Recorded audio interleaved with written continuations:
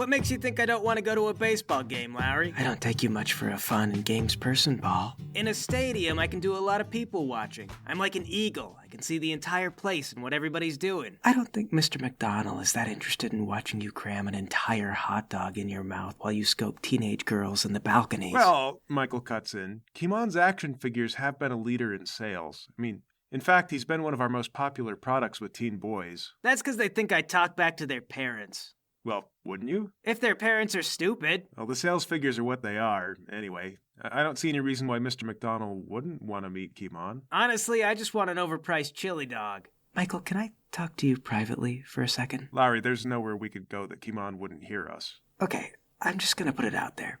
Kimon is incredibly abrasive with people, and it's just going to be toxic to our brand. No, I won't. Yes, you will. Toxicity is part of his brand, Lowry. I've always pitched him as a very, shall we say, blue-collar guy who speaks his mind.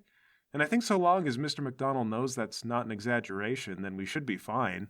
All I can imagine is Kimon standing over this poor man while he's trying to watch the game, and he's intentionally spitting crumbs while talking about how he punches so many teeth out of people that the tooth fairy has him on some kind of watch list. Well, I've met Mr. McDonald before, and I don't think it's going to be an issue. Well, in that case, if Mr. McDonald is the kind of guy I think you're implying he is, then in the long run it's not going to be fine.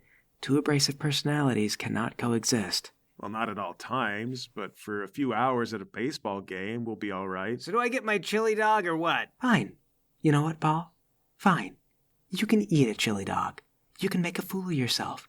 Enjoy it while you still can. I'll try, but how long can you really enjoy a chili dog? Is the food provided, or do we have to pay for it? Light Show asks, are we invited, Terry and I? Of course you're invited, Light Show. The real foolish thing is I'm going to regret that chili dog as soon as I bite into it. I'm going to do it anyway. Okay, well, I printed off enough tickets for myself, Elvis, Light Show, and Michael. I need 2 more for Kimon and Terry. Sorry, Terry, I forgot about you. Terry avoids eye contact. What time are we supposed to meet? Can I bring my mom? Yeah, of course you can bring your mom. The next game would be Thursday. Okay, I guess I'll tell my mom. Well, this is developed. Paul, for the next few days, you still really turn up nothing. Danny and his friends remain diligent and committed, however. Elvis, your work with Light Show continues to be fairly routine. Lowry, you talk to Mr. McDonald's secretary and establish you're all going to be out at the stadium this Thursday, and Mr. McDonald finds time to be there. Then that day arrives. You're getting settled in, collecting concessions. Kimon, you get a chili dog for pretty much what it's costing you to repair your motorcycle. But if you consider the savings of not buying tickets, you're getting away like a bandit. Tastes like financial remorse and cheese. Kelvin McDonald arrives not very long after the game has started. He barges in and announces, "Hello, everybody. Sorry I would have knocked, but I own the place. I trust you're enjoying the amenities. And of course, I wish I could say you're enjoying how my team is playing, but I'm sure they're already losing." He takes off his suit jacket and throws it on a hanger. It's a pleasure to finally meet you in person, Mr. McDonald. You as well, freeze frame, but please just call me Kelvin. Sure, I love Kelvin. You can't have a freeze without kelvins. You can't what? It's a temperature joke. Temperature is measured in kelvins. You may want to workshop that one. It didn't quite land. Yeah, that sucked, Lowry. Absolute zero is 0 kelvins. The best freeze you could get would involve no kelvins. Nothing ever gets to 0 kelvins, Kimon. It's only a theoretical temperature. It's impossible for there to be no kelvins. Well, there's a comforting thought. How's your hot dog, Kimon? It sucks. But it's better than that Kelvin's joke, I guess. Yeah, only 'cause you can't put ketchup on a joke. Sure you can. Haven't you ever heard of a catchphrase? Okay, you got me on that one. Michael is also here, and Kelvin goes to shake his hand. Pleasure to meet you. You must be Michael. Likewise. Then he turns to Elvis and he says, You must be the newest member of the team. Flux, right? I've seen you on TV. That's right, sir. It's me. I thank you for inviting us to the stadium. Of course. I'm a big proponent of the private superhero industry. It's the stupidest thing, but if any of you 3 were government employees, you'd have to report this to someone and they'd say it's a bribe. Incidentally, I do have to report any gifts I receive as a hero. They garnish that stuff from me, Well, that's you, of course. That's the price of crash landing a flying fortress into the bay. You should have seen the civil litigation coming for you 100 miles away. Yeah, it is wild the kind of privately funded destruction the government will and will not turn a blind eye to, isn't it? Not every idiot can see the difference between what should be tolerated. You know what, Kimon? I like and respect how you talk back to people, but as someone that they call the man's dog, you sure haven't been trained all that well not to bark at the wrong people. Lowry, he turns to you. If my dog barked at every car, bicycle, and person who came by to try to feed it, I'd have its vocal cords removed. They can do that these days, you know that? Well, HR keeps standing in the way of that. Do they really? Isn't it their job to protect the company from its employees? You think they'd be all for it? Well, I suppose he is enemy number one for them. I'll bet he is. Maybe you're right. Every day I'm getting a little older, and I don't have much money set aside. And if I had a retirement, I'd be getting it garnished. There's no more escape tunnels. And if I were on Luna Island, these awful hot dogs would be something I wish I could have again, because they taste like freedom. I guess, thank you for inviting me, Mr. McDonald, and Lowry for setting this up. Wow. I don't think I've ever heard a kind word from you, forced or not, Kimon. Hey, Kelvin, did you put something in those hot dogs? Well, Captain Momentum used to keep him in line, right? It's just like any dog, a stern voice and a firm hand, and don't be afraid to look anyone in the eye. You do all that, and people will remember who's in charge. You're welcome, sir, and you can enjoy one of my stadium's hot dogs anytime it suits your fancy, just so long as you remember, I can close my doors just as easily as I open them. Michael leans over and he says, Lowry, this is a part of a contract with Big Donuts, and they're funding the new stadium. He can't just, shut us out like that, can he? Oh, no, their lawyers and our lawyers would rake him over the coals. There's no way. All right, I get it. And a dog only eats at the table at his master's leisure, so I think I've had enough hot dogs in baseball. Hey, Lowry, would you mind if I go and do my patrol in the slums? Not at all. Go ahead. All right, I toss the rest of the hot dog in the trash and go. I look the other way and pretend I'm busy with something. Don't look directly at Kimon. Kelvin, that is the closest to tame I have ever seen that man be. You are a wizard. I've wrangled men worse than him. Once you get in the business world and start really brushing elbows at the international level, nothing seems scary anymore. And people respect that kind of energy. I tell you, Lowry, all you need to do is remember that you got the leverage here. Anytime he acts up, you just yank the leash. Well, I've tried. You're still fundamentally afraid of him. That's the problem. A guy like that can smell weakness, Lowry. Don't let him make you doubt yourself. You tell people what's going to happen, and it's not their job to tell you why not. It's their job to figure out how to get it done. If you want more arrests, then he's going to go and get you more arrests. If you want fewer HR complaints, then he's going to figure that out. If he can't do his job, then you fire him, you take away everything you can take, and you let him remember that his contract stipulates he's not allowed to seek out new work for the next 2 years. Wait, does our contract say that? It's called a no-compete clause. It's standard language for this type of thing. We don't have to enforce it if you leave on good terms. Do you normally leave on good terms? You hold every single bit of leverage over him. Don't forget that. And sooner or later, he'll be begging for you to keep him on even at reduced wages, because that's better than the alternative, and he's got nothing else. You know what? You're right. He is my dog. Who he bites and who he barks at, that's my business.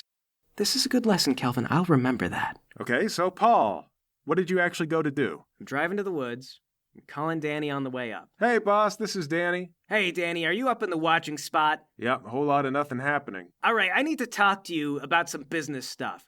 But also I got a vent. I'm going to be up there in a bit. Some driving later, and you're up in the woods with Danny. He's lying down, wearing your ghillie suit. I take it you've also changed into something appropriate. You lay down next to Danny, and he tries to hand you the binoculars. No thanks, man. I'm good. So we got business stuff? I mean, I wish you told me over the phone. I have been worried since you called. Yeah. Let's get it out there frankly. We have money issues. The company finds this to be a waste of resources and wants the feds to handle it. That means money is in a bind, and I can't keep paying you to be out here. Oh. Dang, dude. I mean, I was sort of hoping this might transition into, like, a sidekick thing. But I don't like being told no, Danny. From me? Like about being fired? 'Cause if one of your buddies, Anthony or Thor, got killed by somebody, and it was your job to hunt that person down, what would you do if someone told you not to do that? Would you just say fair is fair, this is how the world works? For years, Danny, Rudy was my best friend. Captain Momentum. I don't know what I would do if somebody killed Thor or Anthony. Well, the guy who killed my friend has himself a little clubhouse right up that road. And he's probably up there right now, having drinks, playing pool, and laughing about how supposedly the invincible man bled the same blood as everybody else. The thought of it makes my blood boil, Danny. This isn't just about the city, or even just about Rudy. People can't do this. They can't disrespect me. They can't kill my friends. They can't be laughing over the grave of my friends. They stole a life from me, Danny! They stole it from me! Not as like a possession, but ideas. Ideas yet to come. They stole the things that we could have said, and all the things that we could have done. We can't just let a robbery like that go! Danny, if they stole all the future Thors and all the future Anthonys out from under you, would you just let that go? No. No, I wouldn't. I'm not gonna let it go either. What you're doing up here means everything to me, but a man can't eat gratitude. He can't sleep on a bed of thanks. So I'm gonna set up a bank account for you, and I'm gonna give you a debit card. You and the boys are in charge of the money in that account. I'm gonna move some assets to it. I'm gonna make it work. In exchange, don't ask where that money comes from, or if I'm supposed to have it. If you can be cool with that, I will put $1,500 in that account every single day. I'll have the details to you within about a week or two. That sounds illegal. Is this going to be illegal? The money you withdraw is going to be a paycheck. You'll get paperwork to report it on taxes. Officially, your job position will be as various executive positions within a realty company. But I'm going to be square with you. You will not be doing realty. It's $500 a day for each of us. Minimum. I'll let you know if I can finagle a better deal than that. For how long? If you do good, Danny, I'll give it at least 5 years before we have to worry about it, and then we'll play it by ear. I mean, how much is that a year? It's going to be almost $200,000 a year, although some of that's going to go to withholding. Do you have health care, Danny? No, not right now. Well, then I'll see if I can put in extra for health care. You know, benefits. Danny sits still for a while, thinking about this. Finally, he says, "For Rudy?" For all the future Rudys I'll never have. Okay, let's do this. For all the Dannys, Thors, and Anthonys you're gonna have. I shake his hand. You sure Thor and Anthony are going to be on board? Well, I don't know if I can put it in words quite like you did, but Thor and Anthony have been my boys all my life. And you know, we've always thought you were cool. I mean, if we were old enough to join the Demon's Legion back when it was still running, we would have. I mean, my dad used to talk about how he hoped you'd win. All right, well, look. You might have heard a lot of things about how I used to operate, but as a simple rule, an open palm holds more hearts than a closed fist.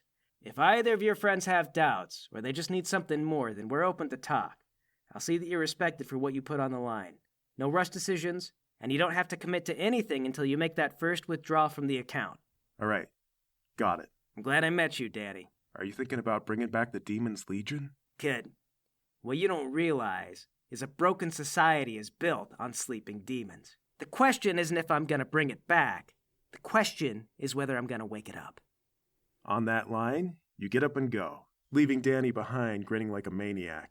He's not just working with Kimon, he's about to work with old school Kimon. The Kimon. Ah, but he's not, because Kimon is a bit cash poor at the moment. However, a company by the name of Pillar Realty is soon not to be. I go straight home and I get to work setting up a shell company based on one of the islands that gives companies full anonymity. After that, I'll open a few bank accounts that offer the same thing to international billionaires. I'll use my wife's credentials because in spite of everything, she used to have a lot of capital, and those places are familiar with her name. If I can get away with forgery and fake credentials, all the better. This is not as simple of a task as it is to just say you'll do it.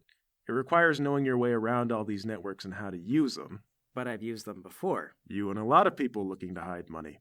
So, with the right strings pulled and a few promises to move a lot of capital very soon, you have yourself a shell company and a few opaque bank accounts.